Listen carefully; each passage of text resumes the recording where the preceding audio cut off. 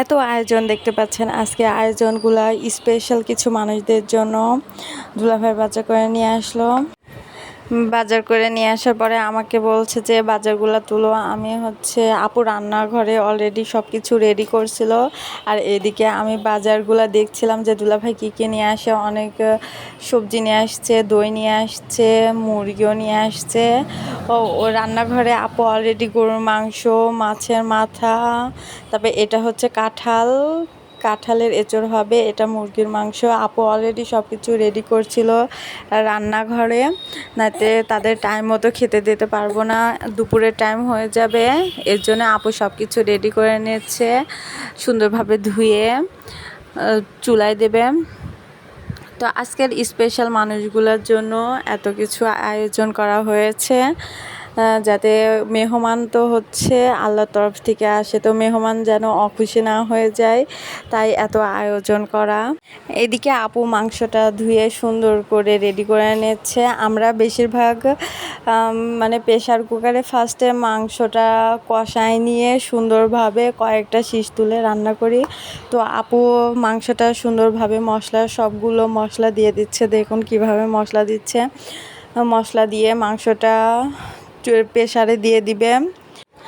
অন্যদিকে আমিও আপুর হেল্প করছিলাম যেন রান্নাগুলো তাড়াতাড়ি হয়ে যায়। আমিও এদিকে আপুর সাথে নানান রান্নার কাজে হেল্প করছিলাম।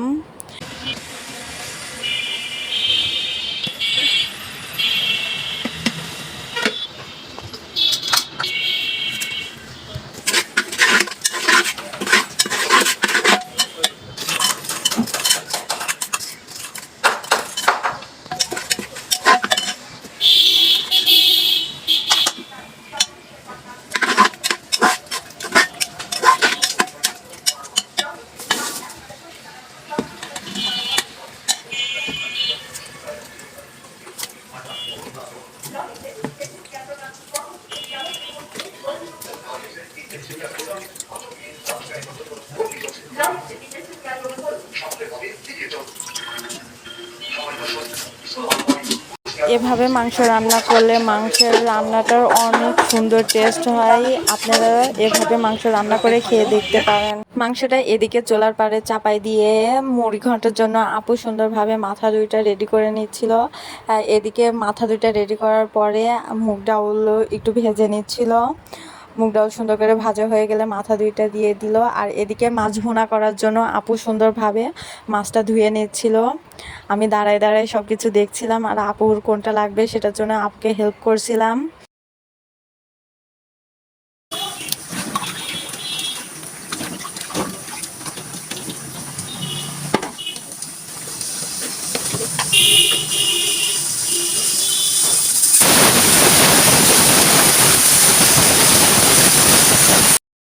মাছটা ধুয়ে দিয়ে মাছটা সুন্দরভাবে হলুদ লবণ দিয়ে মাখানোর পরে আর এদিকে শীষও উঠছিল, মাংসের শীষটা উঠে যাচ্ছিল।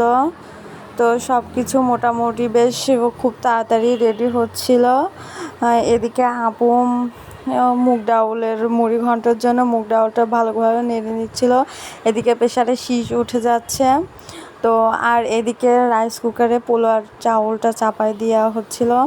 তো সুন্দরভাবে চাউলটা মেপে নিয়ে আপু রাইস কুকারে সুন্দরভাবে ঢেলে দিল। দেওয়ার পরে এখানে চাউলটা একটু ধুয়ে নিচ্ছে।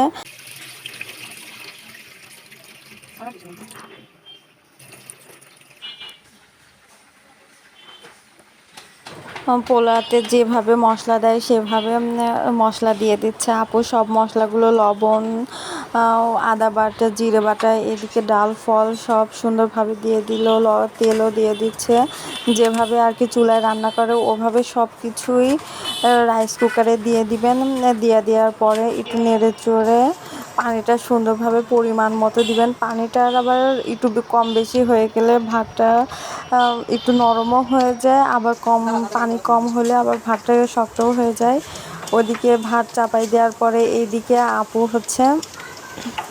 মুড়ি ঘন্ট রেডি হয়ে গেছে, তার জন্য পেঁয়াজ তেলে দেবে।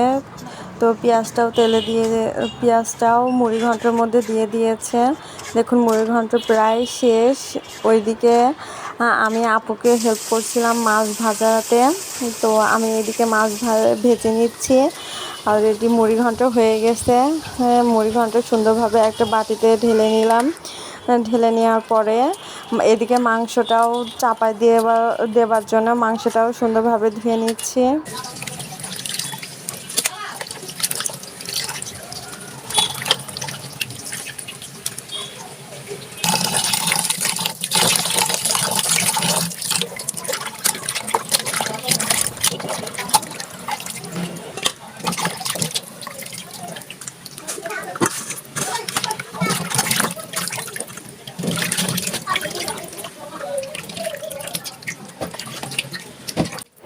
মাংস ধোয়া অলরেডি শেষ হয়ে গেছে। এদিকে আপু মাছটা ভুনা করার জন্য পেঁয়াজ মশলা টশলা দিয়ে সব কিছু সুন্দরভাবে কষিয়ে নিচ্ছে। কষিয়ে নেওয়ার পরে আমি ওইদিকে মাংসটা সুন্দরভাবে আপুকে ধুয়ে দিলাম। এদিকে গরুর মাংসটাও দেখুন কালার কত সুন্দর আসছে। গরুর মাংসটাও হয়ে গিয়েছে, মাছগুলো ভুনা করে দিচ্ছে। এদিকে মুরগির মাংস রান্না করার জন্য আপু সব মশলাগুলো দিয়ে দিচ্ছিল।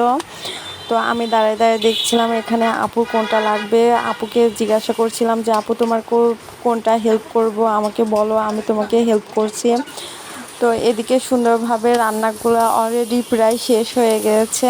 শুধু মুরগির মাংসটা রান্না হলে প্রায় শেষ হয়ে যায়, শুধু গুছানোটা বাকি আছে।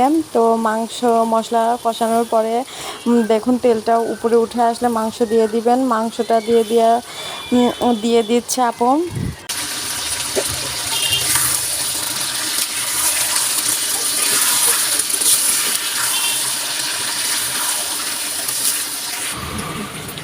ফাইনালি সব রান্নাগুলো কমপ্লিট হয়ে গিয়েছে। একটু রিল্যাক্স হলাম। রিল্যাক্স হওয়ার পরে সব রান্নাগুলো সুন্দরভাবে পরিবেশন করলাম। টেবিলে একপাশে সুন্দরভাবে সাজায় রাখছি যে মেহমান কখন আসবে তাদেরকে খাবার দাবার দিব। এদিকে আমরাও সব রেডি হচ্ছিলাম গোসল করে। আর এদিকে আমি সুন্দরভাবে খাবারের ভিডিও করছিলাম এবং ছবি তুলে নিচ্ছিলাম যে খাবারগুলো কত সুন্দর হয়েছে এবং টেস্টগুলো অনেক সুন্দর হয়েছে। আমার ভিডিওগুলো ভালো লাগে থাকলে আমার ভিডিওগুলো লাইক কমেন্ট এবং শেয়ার করবেন।